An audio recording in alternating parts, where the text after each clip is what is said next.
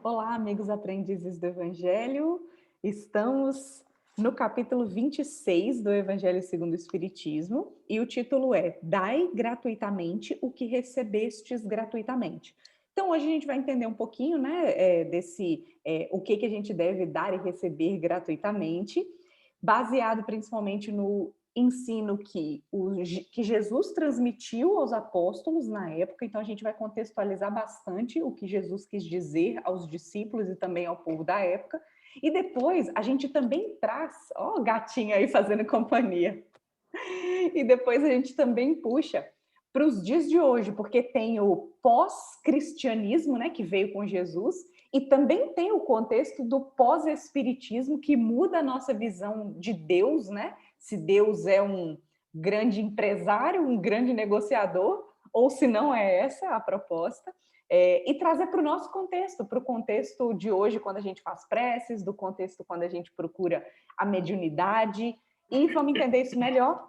E eu vou começar lendo aqui, para a Polônia começar contextualizando para a gente, o trecho do Evangelho de Mateus, que abre esse capítulo, que está no item Dom de Curar, que Jesus diz para os apóstolos: restituí a saúde aos doentes, ressuscitai os mortos, curai os leprosos, expulsai os demônios, dai gratuitamente o que gratuitamente recebestes. Então, é uma indicação de Jesus aos apóstolos para que eles façam isso sem cobranças. E uma das coisas que a gente mais vai entender aqui, dentro do contexto, né, já que a gente aproveita para aprender com as pesquisas que a gente faz, né, a riqueza da questão da linguagem, o que isso queria dizer na época, e vamos focar bastante nesse ressuscitar os mortos, né?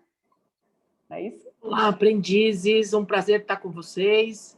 Como a Lívia colocou aí, né, a gente vai falar um pouco, bastante sobre essa questão, e vocês poderão encontrar em algum local isso como a missão dos 12.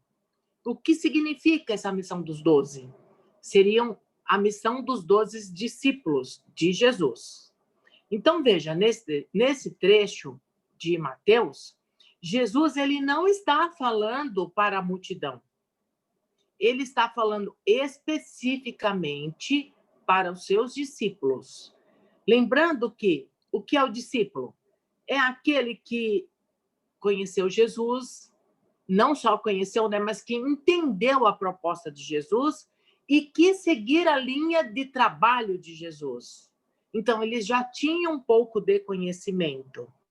E aí, quando Jesus fala que nesse capítulo em específico, ele está falando para os discípulos, que ele poderia ir um pouco mais a fundo nas suas colocações do que quando ele falava com a população aí, né? Sem saber com quem ele estava falando, tá? Então, vamos lá. Discípulo é aquele que tem um pouco de conhecimento ou muito conhecimento daquilo que o mestre prega e está disposto a seguir. Então, neste caso, é para essas pessoas que Jesus está falando, pois não adiantava ele falar isto para irmãos que não tivessem interesse. E é necessário também entender o sentido das palavras na época. Anástase, no grego, tem o sentido de levantar, reerguer. Pois quando a pessoa morre, ela está deitada. Então, por isso que ele fala, vamos levantar, vamos reerguer. E na época, olha que interessante, gente, a pessoa era considerada morta, não só a pessoa que estava morta fisicamente, né? Aquela pessoa que acabou a vida, morreu e pronto, acabou. Mas também aqueles que estavam afastados das leis de Deus ou das religiões, né? Então, eles achavam que todas as vezes que as pessoas se afastavam da religião ou se afastavam da conduta reta, das leis divinas, isso causava doença para a pessoa que se afastou. Por isso que Jesus fala assim, ó, restituir a saúde aos doentes, levantar os mortos. Isto tem um significado, bem como o de expulsar os demônios, de não ser a morte física, mas a morte da reforma íntima, aquele que se afastou da religião. É trazer de volta este irmão para uma conduta reta. Só para Quer completar? relembrar, né? É só para relembrar, né, o pessoal, que dentro do contexto do espiritismo, ressurreição de quem já acabou os laços físicos, quem já desprendeu os laços físicos, não existe, né? Retomando lá aquele caso do Lázaro, por exemplo, Jesus, com toda a sua condição, sabia da existência da catalepsia, que hoje é uma situação conhecida, e que é uma morte aparente, mas ele sabia que o Lázaro despertaria daquela condição. Da mesma forma com os discípulos, talvez alguns deles já tivessem até essa percepção, ganhassem essa condição de perceber isso e atuar, por exemplo, numa catalepsia, mas nada de retomar a vida, aquela vida que já acabou. Isso não existe. Após o desligamento do corpo físico, não tem como, né? Voltar. Deus e a morte. Não, e eu ia completar também que isso que você comentou de a morte não ser só a morte física, né? Isso de ressuscitar os mortos, nisso que você pesquisou aí, está fazendo um paralelo com resgatar a essência, né? Como se fosse assim, salvar a alma, vamos dizer assim, num palavreado mais filosófico. E que vai ter a ver com o papel da mediunidade depois, né? Exato, exatamente. Bom, na época de Jesus, tinha muito a questão da lepra, né?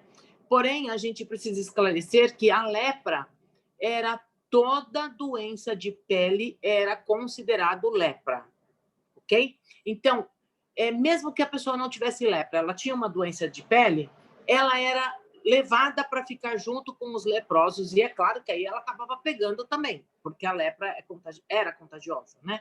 Hoje nem tanto, mas na época era bem negócio. E aí, assim, qual era a concepção que eles tinham daquela época? Eles primeiro achavam que a pessoa que tinha lepra é porque ela tinha algum problema com o Criador. Então, ela tinha que se resolver com o Criador. Ok? Porque não era só as pessoas más que pegavam lepra, né? Pessoas boas também pegavam lepra. Então, e essas pessoas que pegavam a lepra, elas eram tidas como mortas para a sociedade. Como se recebesse um atestado de óbito, né? Isto, exatamente. Então, quando ela ia lá para o leprosário, ela já recebia esse atestado de morte, né? E então era para essa morte que Jesus falava para os discípulos, né? Restituir os mortos, que na verdade seria isso. Bom, e aí um fator bastante interessante é assim, na história do planeta, a primeira pessoa que tem registro que teve a lepra foi a irmã de Moisés. Isto antes de Jesus, né? Quando Moisés passou pelo planeta. E aí, acredita-se, o povo hebreu chegou a essa conclusão, que enquanto Moisés ele falava com Deus, claro que ele não falava com Deus, mas ele, através da mediunidade, ele falava com os espíritos superiores, né? Mas naquela época achava-se que falava com Deus realmente, né? E aí a irmã de Moisés, ela sentiu inveja do irmão, porque ela não tinha esta condição. E aí, então, ela desenvolveu a lepra. E a inveja não é uma coisa que você mede, né? Não é palpável, não tem como você medir a inveja. Eu sinto inveja da Lívia. Mas quanto eu sinto inveja da Lívia? Não dá para saber. Brincadeira, tá, Lívia? E é legal que até por isso, né, a importância, puxando para os dias atuais, a importância do autoconhecimento, né? Porque não é o outro. As pessoas, se nós somos invejosos, as pessoas podem perceber as consequências da nossa ação, da nossa inveja. Mas o outro, ele não vai medir o quanto nós somos invejosos. Agora, a nossa consciência, nós mesmos temos essa percepção. Se a gente não perceber aqui já encarnados e aproveitar para mudar, a nossa consciência vai pesar depois da desencarnação. Então, por isso, essa questão dos nossos defeitos não serem mensuráveis, é importante que a gente conheça verdadeiramente o que a gente tem para ter tempo de mudar. Quanto antes, melhor. Exatamente. Bom, e aí, então, baseado nessa história da irmã de Moisés, é que o povo hebreu acreditava que, se a pessoa desenvolveu a lepra, ó, você tem algum problema com o Criador, vá resolver o seu problema com o Criador. E nada de Você e ajudar, ele. né? Nada de Sim, ajudar, né? Fraternidade zero. exatamente. Tá? Então, e veja que interessante, né? Quando Jesus passa pelo planeta e ele cura alguns leprosos, então ele, inclusive, ele falava: vá e diga às pessoas lá, ele tem isso no Evangelho, vá e diga que você está curado. Por quê? Porque, na verdade, tinha que dar a carta de ressurreição para esta pessoa, porque ela já estava morta. Olha Para que a sociedade, interessante. né? Isto, olha que interessante essa questão, né? Que se a gente não entende, a gente não consegue compreender o Evangelho. E acha que Né? vai voltar alguém do túmulo, né? Exato, e não é nada disto, tá? Bom, deixa eu ver aqui. E também outra coisa que esse capítulo traz bastante é assim, no período de Jesus e antes de Jesus, a medicina não era avançada. Não existia, né, essa questão da medicina. Conhecimento E científico, nada, era né? muito... Era Ai, meu feiticeiro, Deus, lá vem ela de novo. era Era muito... feiticeiro. Exato. Inclusive, os reis que tinham lá a pessoa que... Ele era mais curandeiro do que médico, Claro que né? existiam os conhecimentos das ervas, né? Eles atuavam muito e chamava de Exato. curandeiro, de feiticeiro, que hoje a gente conhece como como é que chama? Medicina natural, né? Esqueci o nome, Alternativa. alternativa. Exato. E aí o que acontece então? As pessoas, como não tinha essa questão, não tinha o SUS, né? Não tinha um plano de saúde. Então, o que, que as pessoas faziam? Elas faziam uma troca com Deus. De que forma? Então, todo ano você tinha um ritual das pessoas irem e fazer o sacrifício de animais. Isso era feito dentro dos templos, pelos rabis. Então, eu tinha posses, eu podia. Então, eu comprava, eu pagava por uma ovelha. E eu pagava para o sacrifício dessa ovelha. Eu sou muito pobre, eu não tenho muito dinheiro. Eu pagava por uma pomba. Para que a gente fazia isso? Para que as famílias faziam esse tipo de coisa? Para pedir saúde ao Criador. Era como que se Deus, a gente pudesse trocar, olha, Deus, eu te dou isso, você me dá saúde.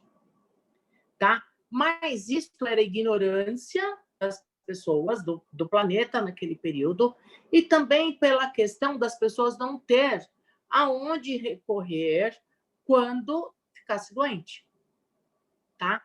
Então, quando Jesus diz para os irmãos, para os apóstolos, que as orações tinham que ser gratuitas, ele está falando relacionado ao que já acontecia no período, tá?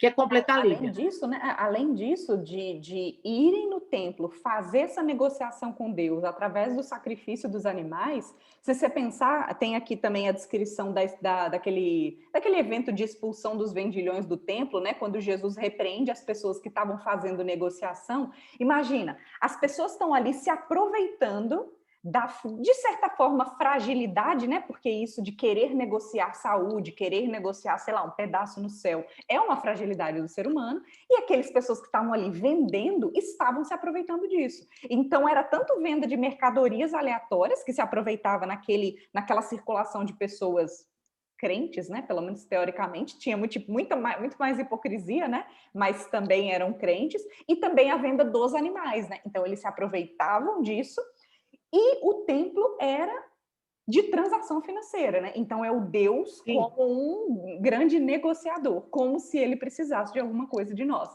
Exato. E lembrando, né, que nessa transação dos animais, na verdade, a pessoa pagava pelo animal, ele era sacrificado, ele era morto ali, e tudo deste animal era vendido pelos rabis, né? Até o sangue, porque eles vendiam sangue para adubo, vendia carne, vendia pele, vendia tudo, né? O chifre para fazer pentes e outras coisas. E aí, Então, eles como é que a ganhavam. gente pode conceber uma troca com Deus no mesmo ambiente, na mesma situação que as pessoas se aproveitam para troca comercial. Como é que isso, hoje, né? Hoje, claro, como é que isso pode fazer sentido na nossa cabeça, né? Mas na época era a concepção. Era. Então, por isso que Jesus fala aqui nesse capítulo em específico dessa condição, tá? Mas se a gente entender isso, a gente entende muito melhor aqui o capítulo. E, inclusive, depois quando a gente fizer os paralelos sobre que tipo de troca a gente faz hoje em dia.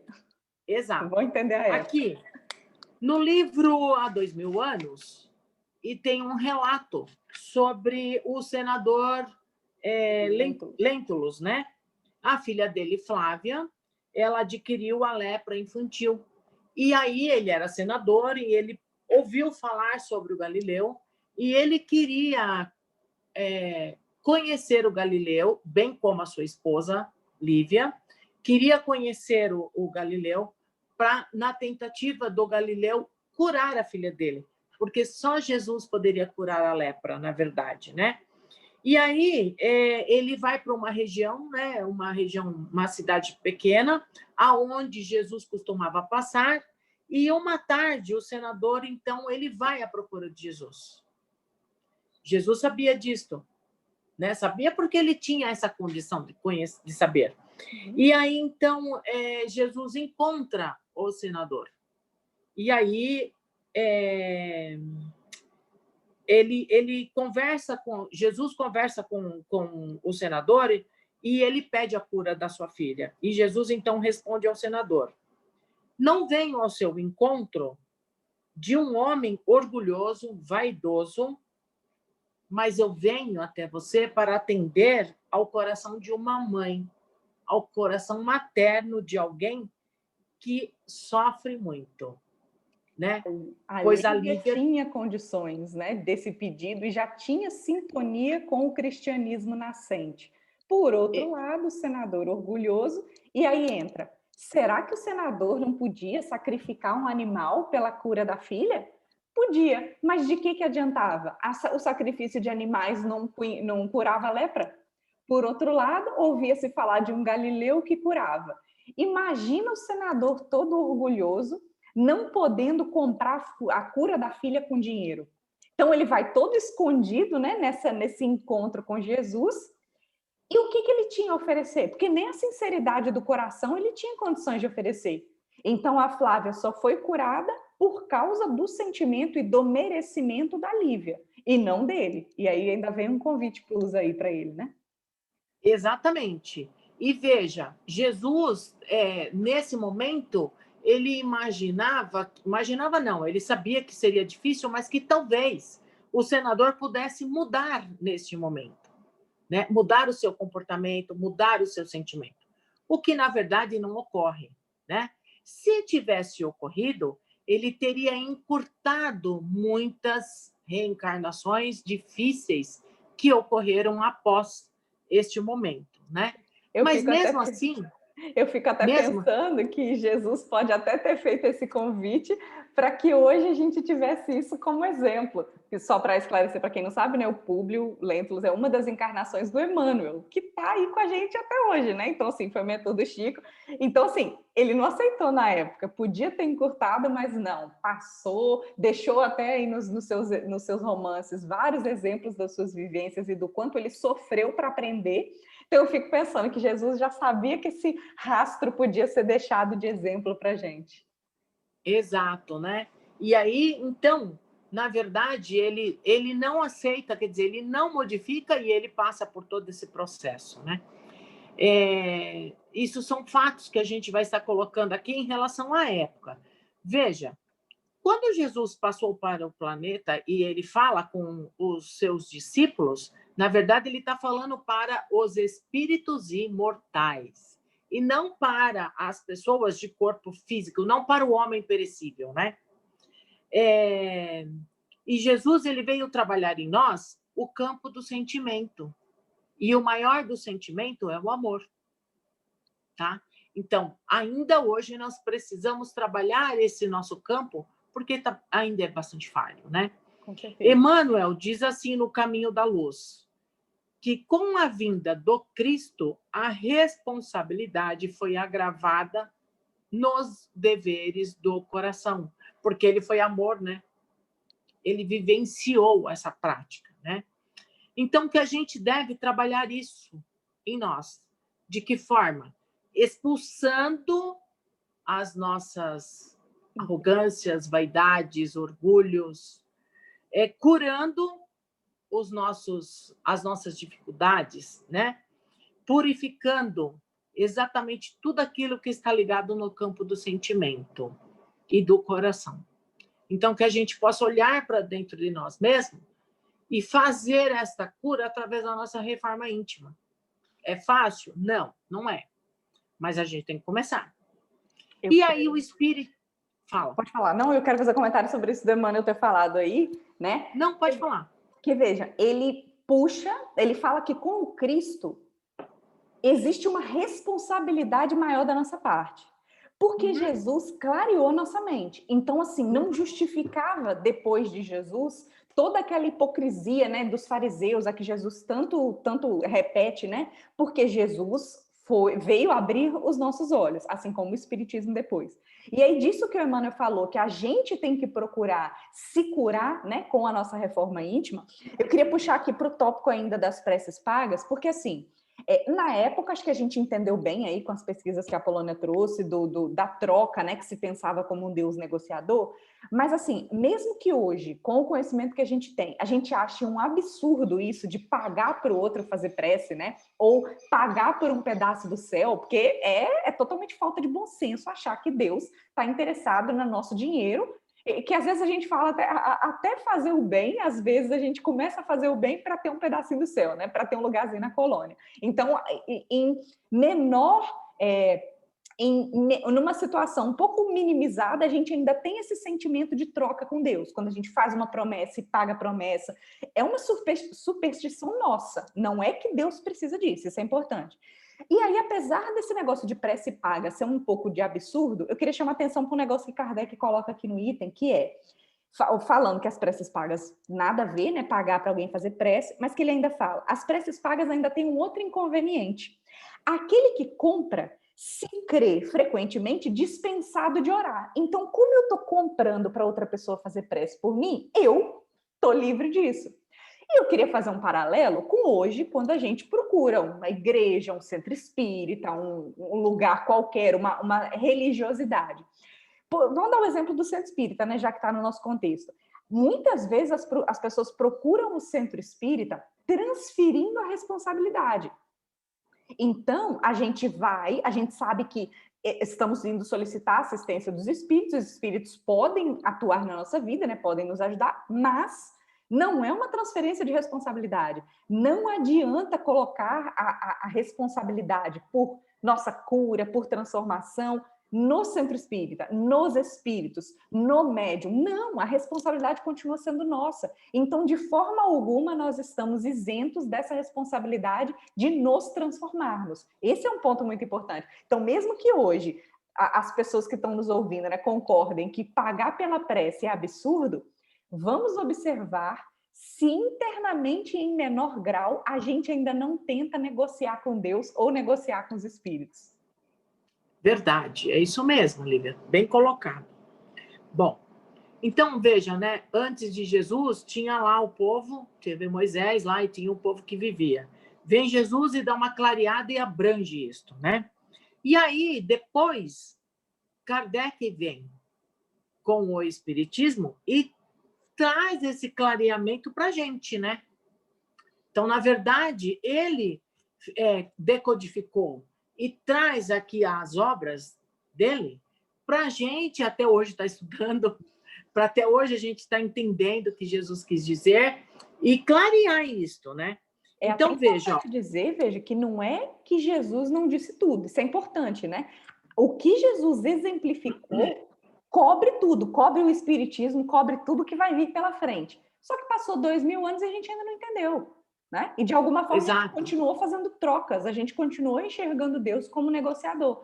Vem o Exato. espiritismo e pode ser que tenha necessidade de outro complemento mais para frente se a gente continuar não aprendendo, mas a ideia é: Deus é amor, justiça e bondade. Deus não é empresário. Exatamente. Então, o espiritismo através de Kardec vem esclarecer essa questão da morte, né? Que imagina que a morte aqui na época de Jesus não era só a morte física, né? E as outras situações que as reencarnações traz. Por exemplo, a gente imagina, naquela época, a gente imaginaria que a gente iria morrer e ia viver de novo? Não. Hoje, com certeza, acho que até uma criança que nasce já sabe disso, né? Ela está bem clara isto, né? E mostrando que a morte do corpo físico, ela é apenas o início. Por que é o início? Morreu o meu corpo físico, a Polônia deixa de estar aqui no mundo do encarnado, mas eu vou iniciar a minha vida no plano espiritual, num outro plano. Então, espiritualmente a gente não morre, a gente só vai fazendo essa troca, né? Lá e aqui, lá e aqui, lá e aqui. E aí, então, pergunta-se uma pergunta: o que é a morte? Né? E olha a resposta. A morte é apenas o desvio da lei moral, ou seja, o mal. Então, quando a gente está fazendo o mal, a maldade, nós estamos morrendo um pouquinho. E vinculando com aquilo, é só vinculando com aquilo que a gente já usou nos capítulos anteriores, que Jesus fala: deixai aos mortos o cuidado de enterrar seus mortos. Então, mais uma vez, a explicação de mortos como aqueles desvinculados do espiritual, desvinculados do interesse da verdadeira vida e vinculados ao interesse material. Então, afinal, nós estamos mortos ou estamos vivos? Isso é relativo. Mesmo a gente estando aqui conversando, nós podemos estar mortos dentro dessa perspectiva. Dentro dessa perspectiva, é verdade. Aí, veja, lá na parábola dois irmãos, isso. O filho pródigo, irmãos. Tem lá que também é uma questão que no evangelho às vezes é difícil de entender, né? Porque o filho sai de casa, ele vai, pega a sua parte, ele foi para o mundo, gastou, fez lá, sei lá, viveu, nem quis saber da família, e de repente no evangelho, um belo dia, ele resolve voltar, e aí o pai recebe ele com uma festa, né? Recebe com muita alegria. E aí, por que existe essa alegria? Existe esta alegria porque este filho estava retornando à vida. Então, ele se desviou numa conduta errada e ele, então, quando ele retorna para viver a vida do bem.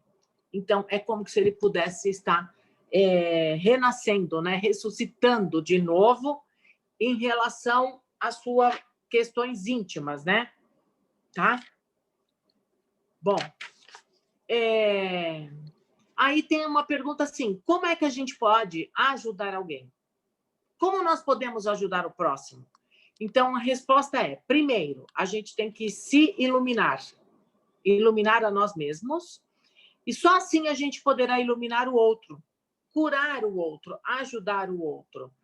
Não é uma coisa que é fácil, mas que é possível. Lembrando daquilo que você tinha falado antes, do ressuscitar os mortos, que curar não é só aquele que tem um dom de cura, uma mediunidade de cura, que vai atuar no corpo físico. O ressuscitar os mortos tem a ver com resgatar a essência, despertar a pessoa para o bem. Então, todos nós, tendo mediunidade ou não, somos capazes de fazer pelo outro. Exatamente. Tá? Nem que seja para ouvir um sorriso, um bom dia, né? E aí, assim, olha, pergunta-se, nós, na vida, quantos dons a gente tem? Né? Quantas experiências a gente passou pela vida? Quantas coisas se você pegar lá desde a sua infância, Lívia, e até hoje, coisas que te aconteceram que te levou ao local que você está hoje? As oportunidades, né? Isso. E aí pergunta-se, quanto Deus cobrou para te fazer isso? Nada. Nada. Né? Deus não cobra nada de ninguém. Ele vai te dando E se as pessoas aproveitarem, você pode conduzir a sua vida para um caminho bom, né? Você pode aproveitar essas experiências. E Deus não cobra nada isso de ninguém. Então, se ele não cobra nada de ninguém, nós também não podemos cobrar para auxiliar o outro, para auxiliar o próximo. Cobrar para despertar corações.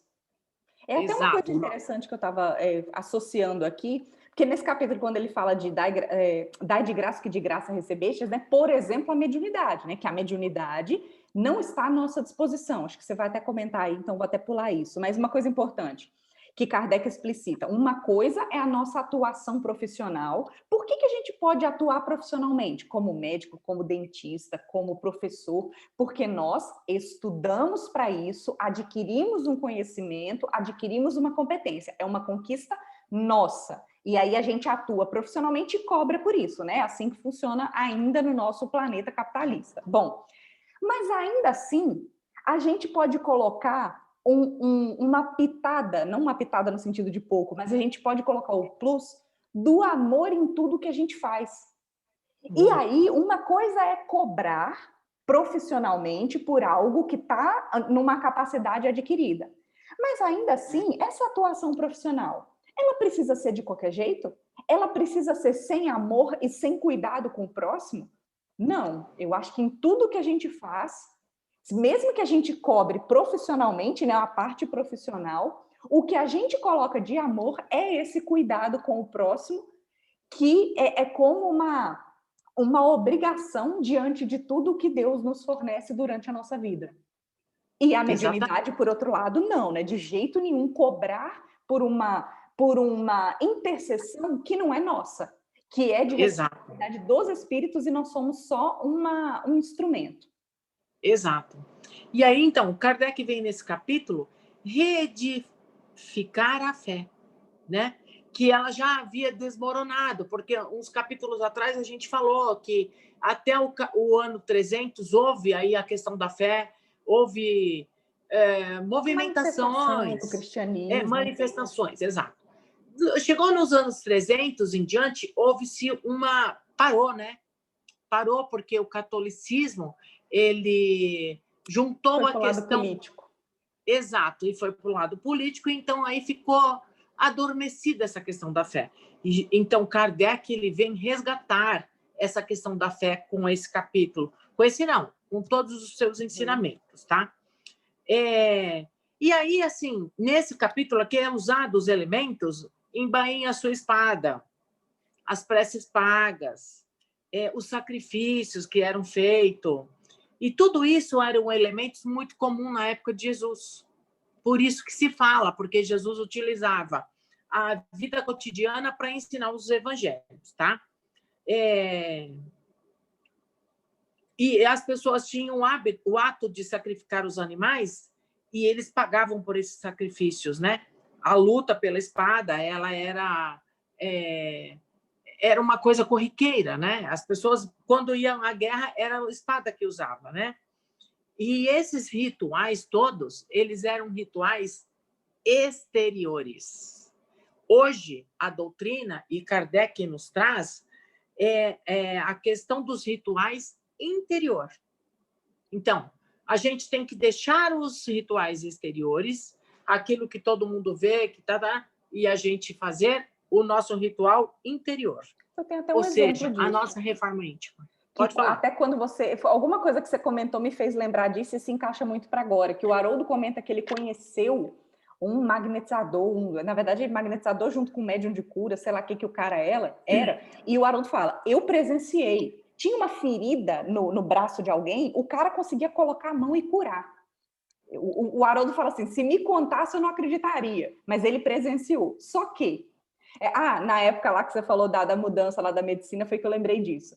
Só que o Haroldo também presenciou nos estudos do Evangelho as pessoas procurando o cara para uma ferida de pele e ele falava, não, hoje tem dermatologista, agora é Evangelho, agora é Evangelho. Ou seja, a nossa preocupação tem que ser muito mais com o interior, com a transformação moral, e as questões do corpo físico são inerentes da situação do nosso planeta.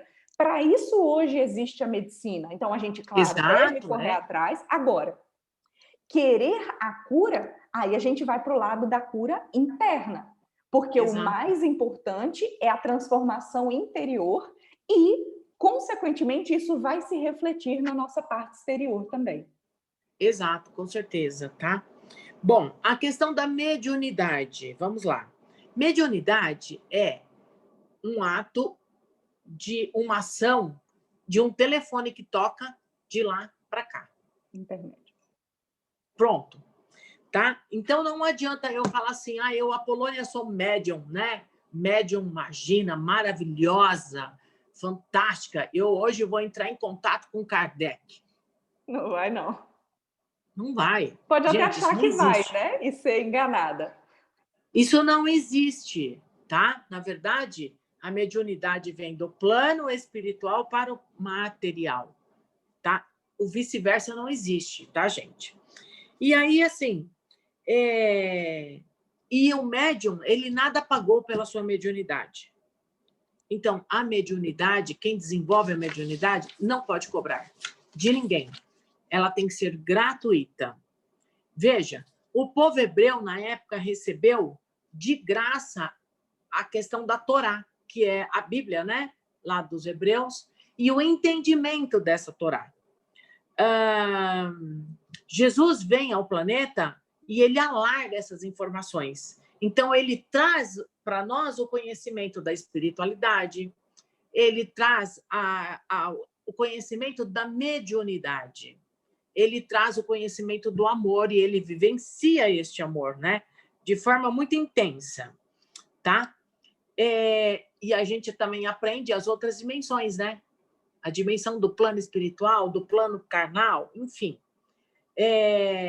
Então, se a gente pensar que hoje eu, Apolônia, eu estou aqui no mundo encarnado, eu vou morrer, eu vou estar no plano espiritual. Eu vou encarnar de novo, eu volto para o plano material. Vou desencarnar, e aí, uma hora a gente está aqui, outra hora a gente está lá. Ok? Então, não dá para a gente não acreditar nessas dimensões mais. Seria muita infantilidade da nossa parte, né? Ok? E a mediunidade, na verdade, e quando Jesus curava lá a questão ele não estava curando a parte física, e sim a parte espiritual, tá? A parte espiritual é mais difícil de ser curada do que a parte física. A parte física era só um detalhe, um chamativo, até para demonstrar as capacidades de Jesus, né? Tem uma descrição no Evangelho de uma mulher que era paraplégica, alguma coisa assim, e continuou, mas ela falou, ela tinha sido verdadeiramente curada por dentro. Exato. Então, assim, a gente precisa entender essa compreensão de um todo universal, né? E aí, lembrando que a mediunidade foi e é usada de forma errada, ainda hoje, né? Sendo para algumas pessoas usam isso, os tais de charlatões, né? Que usam esse fenômeno de forma a desvalorizar o próprio fenômeno, tá? Então, fazendo adivinhações, enfim, usa isso de uma forma muito errônea. E até e as pessoas à acreditam. curiosidade das pessoas, né? Alimentando a curiosidade das pessoas, e não é essa a ideia de ser uma ponte do mundo material, entre o mundo material e o mundo espiritual. Exatamente. E a cura espiritual, ela não tem nada a ver com a cura física. Ok? Físico é uma coisa, espiritual é outra. E são fatores diferentes, né? E aí, muitas vezes, se tem um corpo muito doente, que habita um espírito doente que está ali nessa condição para ser curado e tratado. É isso, gente. São muitas informações, né? É isso. Mas vamos aos poucos absorvendo essas informações, aprendendo cada dia mais. É isso. Acho que nosso tempo está bem estourado. É o convite para estudar o capítulo. Um tá abraço bom, gente? E até a semana que vem.